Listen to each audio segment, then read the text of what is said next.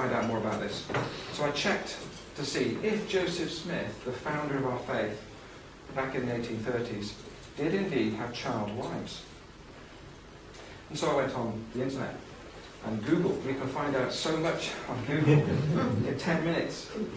And as I was doing this, I felt like I was being disloyal. I felt like Satan was about to grab me into his grasp. And to my horror, I discovered the terrible extent of Joseph's polygamy and polyandry. I don't know if any of you heard of what polyandry is, but it's basically having a woman having more than one husband.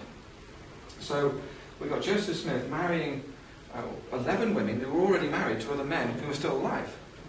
And there was evidence for this, very strong factual evidence from even the church website, because they've got genealogical records online. And you can see the marriage records, you know. The founder of our faith had married 11 women who were already married to other men who were alive. Some of whom he sent on missions to Britain and then married them, you know. And 2 of whom were 14 years old. Not the ones that were married, but he married these young girls. And it really worried me.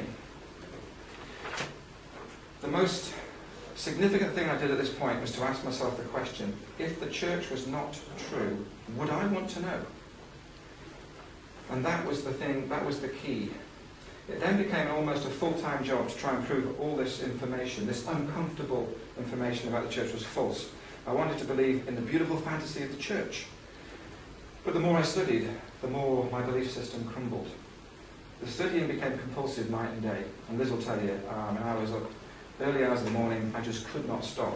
It felt like my life was ending. Work became a chore. It seemed to obstruct the more important task of proving that the church was true, finding the truth. But the more I studied, the more I found, which disturbed me. What hurt me most was discovering that the church leaders I loved, including the leaders of the church, had repeatedly lied to me and the rest of the church about the various aspects of church history and doctrines by changing the facts, missing bits out, the important bits, the crucial bits that tells the reasons why people did things, to make it more faith-promoting and leaving out these crucial details. Having been taught all my life to value truth and avoid deception, this new understanding of the church practice of lying for the Lord, and this was actually a phrase used by Brigham Young, seemed very alien to me. I was most upset when the prophet of the church was on live television, answering questions, and I think it was Larry King Live, and he was asked about the doctrine of God being once a man, and men having the potential to become gods, which is something that I grew up with. We knew that God was once a man like us, on a planet like Earth, and he became a god, and we could do the same. And he was asked a point-blank question, and he said, no, we don't know much about that, we don't teach that. And I'm thinking, yes we do. I was taught this from an infant, but he lied on camera to save face, because it would be uncomfortable. After just over a month of incessant studying, praying, I came to the painful realization I could no longer continue to serve as the bishop. How could I, in all good faith, stand in front of my congregation and tell them I knew the church was true and be in interviews with them? I felt like a hypocrite. So despite my love for the people, I decided I had to resign. But I wanted to make it a little bit easier for them. Knowing that my resignation would hurt so many people that I loved, the only way I felt I could do it was to try to prepare them by helping them to understand.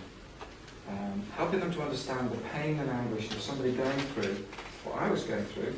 And so I gave a talk, and I entitled it Compassion for Those Who Leave, and I'll read a few excerpts in a minute, just to give you an impression of the mindset of those who leave. I planned the talk for a few weeks, and it came to the night before the talk, and I had a panic attack. I phoned my brother up. I said, Dave, what do I do?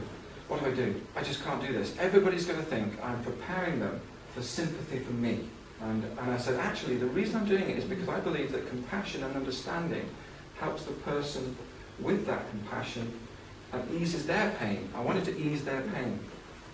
He said, look, do you care what they really think about you? I said, no. So he said, well, do it. You're going to help so many other people. Nobody else has done this. So I decided to give the talk. I cried before, on the stage, on the stand, in church, in front of all these 60 people. I was crying before I gave the talk. I cried during the talk for half an hour, and then I cried afterwards. And so many people came up to me and gave me hugs and said, yes, we understand, my son has left the church, my daughter's left the church, my wife has left the church, and you've helped us to understand them. And for that moment, that short period of time, they began to understand the pain of leaving the church. Within days of giving that talk, I resigned. I sent my notice in to the stake president, who is like a bishop. Bishop in the Mormon Church is like a vicar, and the stake president is like the bishop in the Anglican Church, so he's over Devon and Cornwall. That didn't go well, but he wouldn't let me resign, basically. I had to wait nearly 2 months, during which time I was suspended without notice. That's another story. I was under strict instructions not to talk to anyone during this period of time, whatever. I wasn't allowed to talk to any of my family and friends about the information that I had found. And so I said, well, surely if I ask questions and just talk about what's on the church website, the LDS.org, sanitized history, is that okay? No, you must not even refer to church history, you must not talk about it. If you do, you'll be excommunicated. So I didn't want to hurt my family anymore, so I decided to seal my lips. But that was quite a painful thing to do. I did, however, put my resignation letter online, and at that time I had no idea what blogs were. So I put my resignation letter online, and a friend of mine decided it was in the public domain, so let's publish it and publicise it around the world, not knowing that really I should have password protected it. And so he published it, and within 3 days we had 14,000 views of my resignation letter. At that point I panicked, password protected it for the protection of my family, and then kept my mouth shut for about a year, until I then decided enough was enough, I need to get my story out. And so I took the password off, and it's now had 130,000 views. There is a great deal of interest in true history of the Mormon Church and the origins of the church. Unfortunately, in the information age, the church can't hide its gory details, and so they're now coming out. I'd like to just go through a few of the quotes from the Compassion for Those Who Leave talk that I gave. Hopefully you'll get an idea of the mindset of somebody who leaves. This is what I said to my congregation as a faithful bishop at the time. How strong is your testimony? Now, I don't know if you know what that means.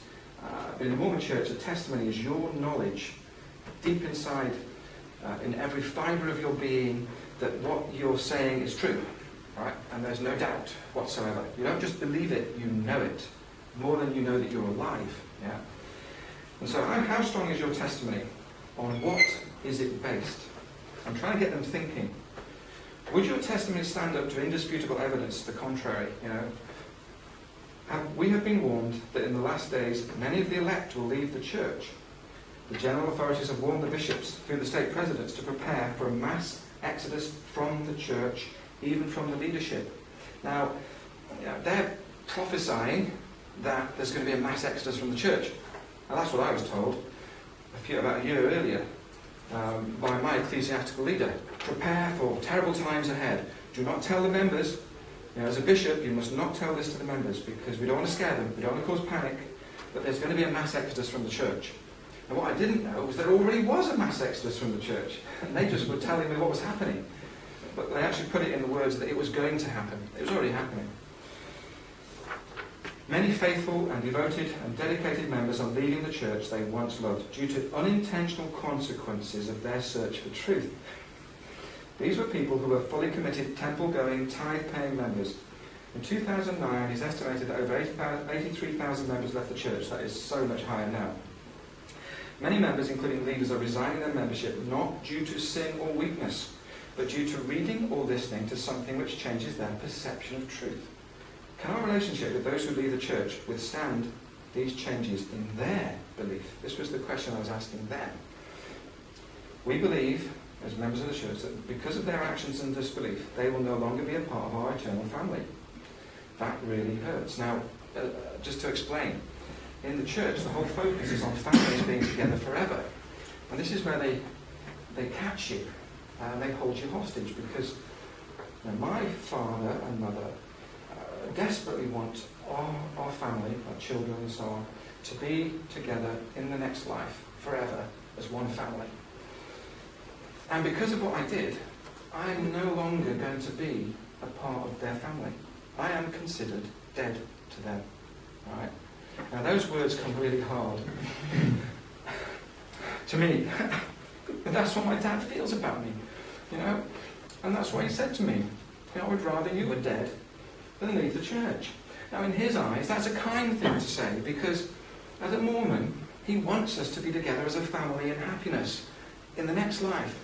And for me to leave the church, it's destroyed that dream, And this is what really hurts people and holds them hostage. It's a very emotionally charged subject. But it's becoming a common problem. And I explained that most of them now have loved ones, including family and friends, who've trodden this path.